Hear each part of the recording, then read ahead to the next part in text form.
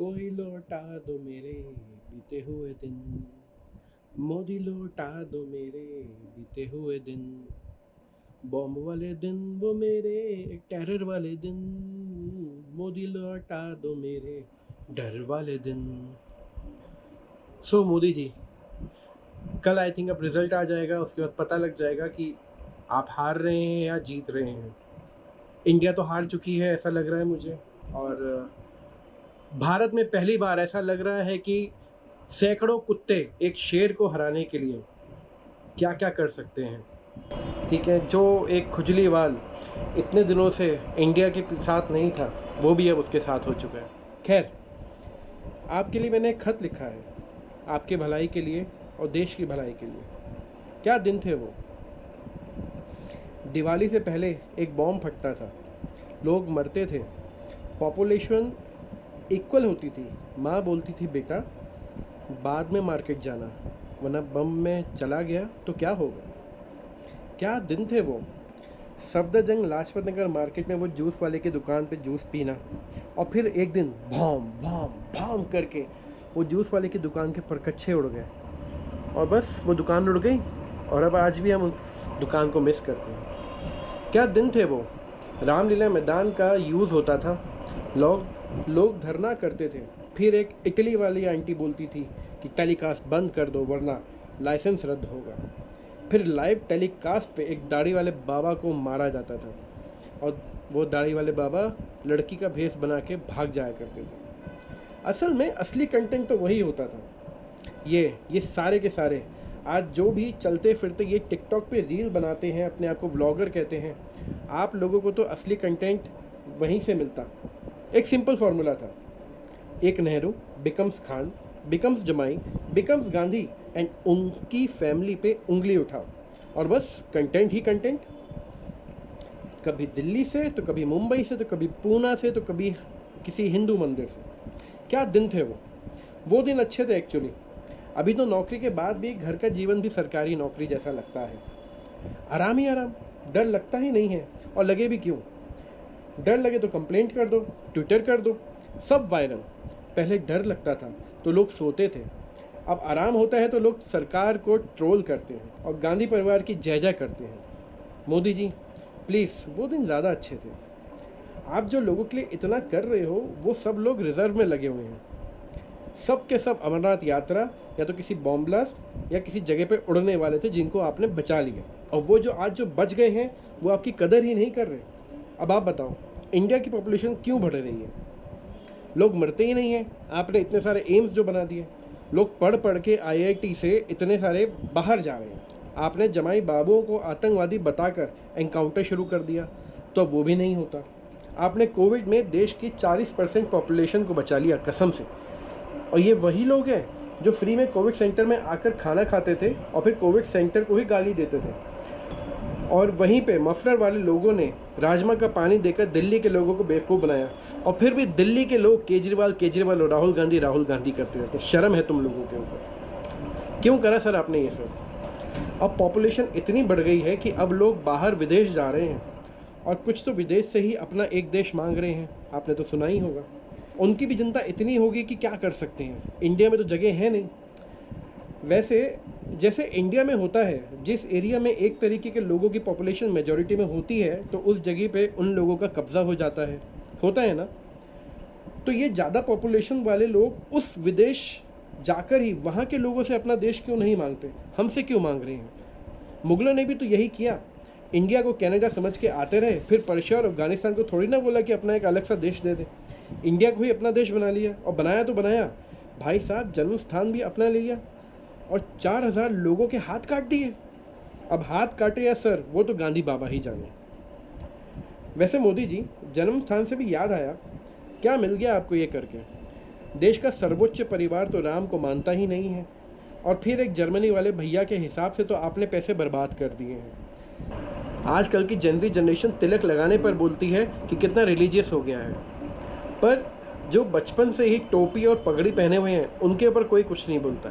उनके पास यही बोलते हैं अच्छा है कि वो लोग अपने रिलीजन को बचा रहे हैं। तो अपने रिलीजन को बचाने में क्या शर्म आ जाती है आप लोगों को। खैर क्या फ़ायदा, सर्वोच्च परिवार मंदिर तोड़ के मस्जिद ही बनवा देगा। जैसे मथुरा में रिस्ट्रिक्शन करके रखे हुए हैं उन लोगों ने, उसी तरीके से मंदिर तोड़ेगा और फिर वहाँ पे मस्जिद बना देगा।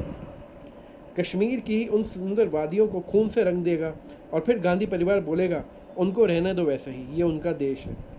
खैर मोदी जी, आप अगर यहाँ तक सुन चुके हो तो ये भी सुन लीजिए, देश में डिवोर्स जो हो रहा है, लोग शादी नहीं कर रहे हैं, उसका भी कारण आप ही हैं। बुरा मत मानिएगा, पर हाँ, गहराई से सोचिए। पहले गांधी के परिवार के टाइम हम लोग घर वालों से पैसे मांगते थे रिचार्ज के लिए, कैफ़े जाते थे, रेस्टोरेंट जाते थे, होटल जाते थे कि वहाँ पे फ्री में वाईफाई मिल जाए। साला 1 GB का इंटरनेट भी 2 GB का GPRS 350 का मिलता था। और कोसते थे इंडिया को कि जब हम विदेश जाते तो वहाँ पे बफरिंग ही नहीं होती, और यहाँ पे बफर होता रहता है।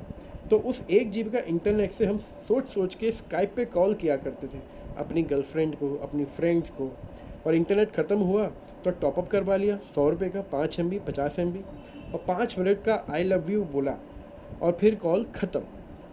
गुड मॉर्निंग में ही दोपहर तक की बात कर लिया करते थे। और अब गुड मॉर्निंग, चाय में पत्ती 2 चम्मच, खाने में आज में एक कंकड़ आ गया, गुड नाइट तक कितनी बार सांसें ली वो भी बता दी जाती है। तो जो पहले शादी के बाद पार्टनर एक दूसरे को जानते थे, वो अब तो रोके तक एक दूसरे के रिश्तेदारों को भी जान जाते कि किसने कितनी दारू पी।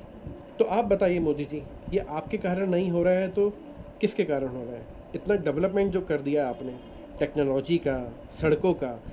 सड़कों से भी याद आया मुझे कि कितने सारे मोटो व्लॉगर्स आपकी वजह से, सिर्फ आपकी वजह से या नितिन गडकरी जी के डेवलपमेंट की वजह से आजकल व्लॉगिंग कर पा रहे हैं। और क्यों ना करे, आपने डेवलपमेंट इतना अच्छा जो कर दिया है। पहले ऐसा नहीं होता था ना। कभी मैंने यूट्यूब पे कोई वीडियो अपलोड करी होगी आपके आने से पहले, तब 1-2 यूट्यूबर होते होंगे जिनको देखने वाले 100 करोड़ लोग होते थे।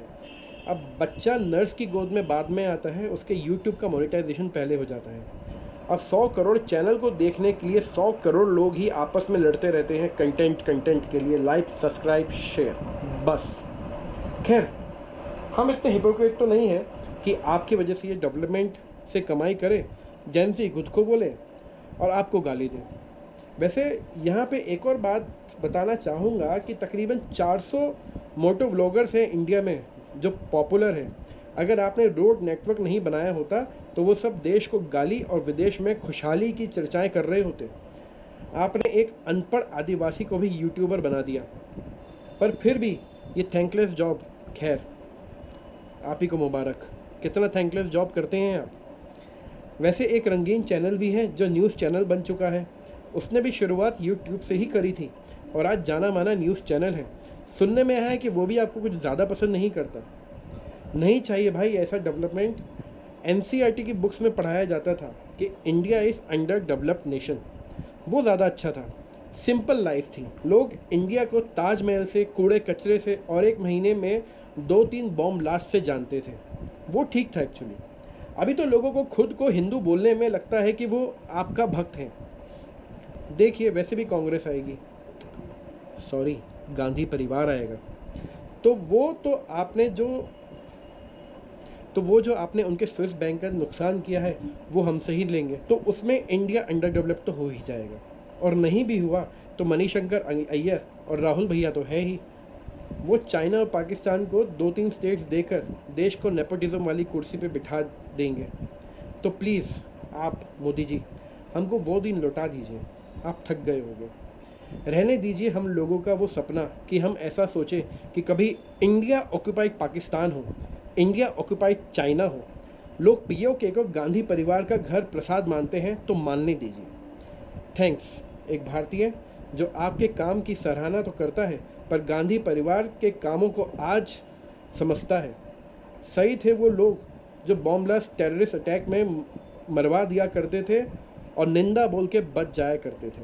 तो आपके जो रिज़ल्ट आ जाएंगे और रिज़ल्ट आने के बाद आप देख लीजिएगा कि जिस तरीके से शादी में लड़की वाले लड़कों का वेलकम करते हैं, उसी तरीके से ये गांधी परिवार आतंकवादियों का ऐसे वेलकम करेगा और उनके ऊपर तिलक लगाएगा और उनको बोलेगा कि आइए, भारत में आइए, बॉम्ब ब्लास्ट आपका वेट कर रहे हैं।